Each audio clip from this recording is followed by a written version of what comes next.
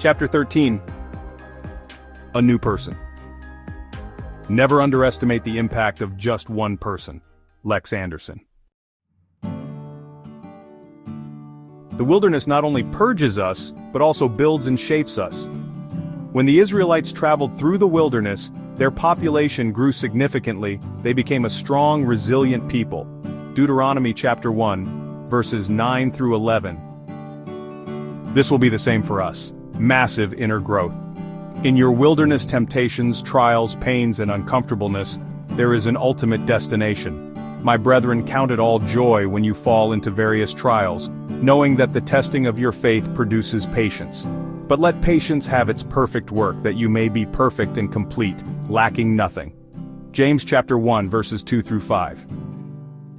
But we also glory in tribulations, knowing that tribulation produces perseverance, and perseverance, character, and character, hope. Romans chapter 5, verses 3 through 4.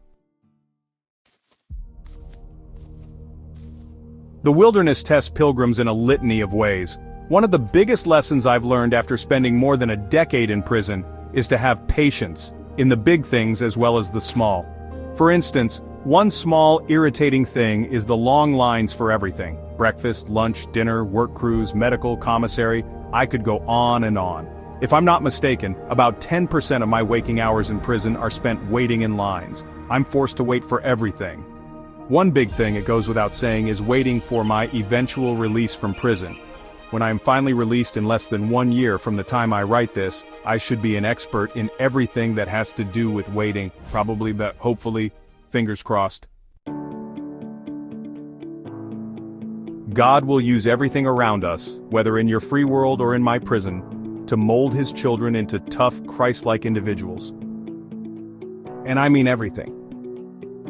And we know that all things work together for good to those who love God, to those who are called according to his purpose.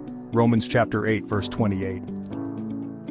What better place for me to learn patience with other people than a place that has the roughest, most incorrigible population, the inmates in prisons? Where better to learn to appreciate real work and real pay than from the prison job I despise, which pays 40 cents an hour, a quarter of which pay is taken back by the prison for various questionable fees? I'm still unsure how they justify the fees. Perhaps we're paid too well and don't realize it. Where better to learn to love your neighbor than with your cellmate, who, every time he climbs up and down the bunk bed ladder in the middle of the night, shakes my bed like an earthquake, and wakes me up in a state of PTSD-induced panic, night after night after night. What better way to practice love rather than hate, or compassion rather than violence? Having grown up as an orphan in Ukraine, two of my biggest pet peeves have to do with my sleep and my food. All my life I've loathed people who threaten me, and I've often reacted in a hostile manner. Well, guess what God has been purging from me?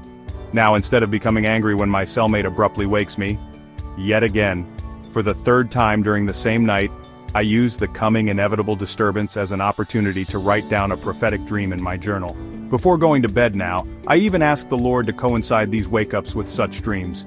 2 birds, 1 stone is a way of looking at the upside of a distressful situation. When it comes to food and being hungry, I now fast every week. God is taking my weaknesses and turning them into strengths. Food no longer drives my mood or life. Character is vital to one's purpose. Moses, even though his heart was in the right place, obviously lacked a divine character when he killed the Egyptian and then ran from Pharaoh's justice. I like Moses' story in particular. If God can take a murderer who was on the run and turn him into one of the humblest, most obedient human beings on the earth, then I have hope. You also have hope. No matter where you are in your spiritual journey, how rough your personality, or the quantity of your perceived weaknesses, God can transform you into the image of Christ, which is the ultimate goal of the hazardous wilderness. The further into the wilderness you travel, the more like Christ you will become, and the more of his holy character you take upon yourself. Let's read the previous scripture one more time, as well as an additional verse. And we know that all things work together for good to those who love God, to those who are called according to his purpose.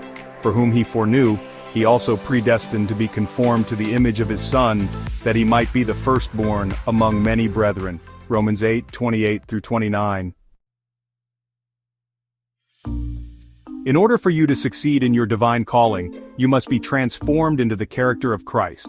Love, joy, peace, long-suffering, kindness, goodness, faithfulness, gentleness, and self-control need to be our go-to reactions to difficult everyday situations. Galatians 5:22-23. Only then can you face your duty with the right attitude and perspective and succeed.